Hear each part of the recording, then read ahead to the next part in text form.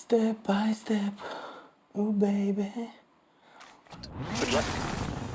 Good luck. I don't need luck, I have experience. 3. Tight. Well, that's a bust. I recently upgraded to RX 9060 XT and the gaming experience improved a lot. But in some games I noticed the CPU was running close to 100% while the GPU was not fully used. So I decided to make a small upgrade and I moved from this to this. Not a big difference, but enough to give the GPU more room to breathe. Same platform, same motherboard, same RAM, just CPU swap. Don't get me wrong, the games were still smooth, enough FPS. However, in some games I noticed that CPU is close to 100% and GPU is a bit above 90%. The CPU was holding back the GPU. The previous CPU is still a solid processor, but this new one brings better IPC, more cores, and better performance in modern games. You would say, why you didn't buy this one from the start? You do not have all the time enough money to buy everything, so you have to make some compromise.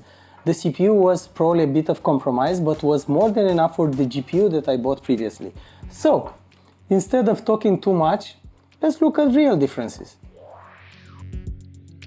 As you can see, the processor is less stressed, the graphics card works more, and temperature improves also a bit. The system becomes more balanced.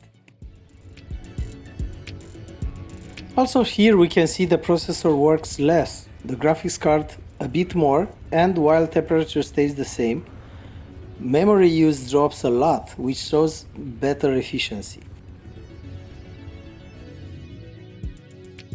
In Mafia the Old Country, the processor is under less pressure and the graphics card reaches full performance. The temperature and memory use are slightly lower, so everything runs more efficiently. In Star Wars Jedi Survivor, the processor works much less while the graphics card reaches full power and runs cooler. This clearly shows the old processor was limiting performance. Well, in this game, while we may not see big differences, the processor works less, the graphics card runs cooler, and memory also drops. This means smoother and more efficient gameplay.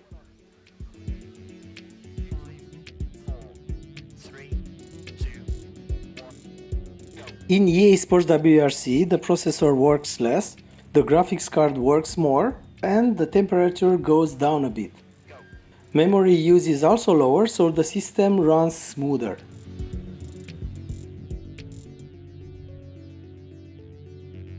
In Forza Motorsport, the graphics card runs at full power, the processor works less, and the temperature improves. The whole system feels more balanced. While in this game you may see everything looks the same, yes, the workload stays similar, but the graphics card runs much cooler and memory also drops. The system becomes more efficient. Average FPS improves slightly in most GPU-heavy tests, which is expected since the GPU is the main limiter. The biggest gain appears in Night Raid, where the new CPU removes the bottleneck. Overall, performance becomes more stable and efficient. The CPU is less used on all tests. This allows smoother gaming and room for further upgrades. GPU load increases in most benchmarks, which is a very good sign. The graphics card is now used closer to its full potential. The CPU bottleneck is largely removed. GPU temperature drops in most benchmarks with the new CPU. This means the graphics card works more efficiently and with less stress. Lower temperatures improve stability and long-term reliability. Satisfied? Overall, it's a solid upgrade for AM4 and on a budget. The result is exactly what I expected. Not huge FPS gain everywhere, because not all games had this problem, but on the games where the CPU was close to 100% and GPU was clearly not very much utilized, there is a difference. Smoother gameplay and better GPU usage. That's pretty much it. By the way, I bought this bad boy and I'm still testing it. So far so good. You would say, this is just a chair. No, I will not spoil it for you. Subscribe and make sure you do not miss that video. Thank you very much for watching and see you in the next one. Trying to progress to slight left, tight to Whoa!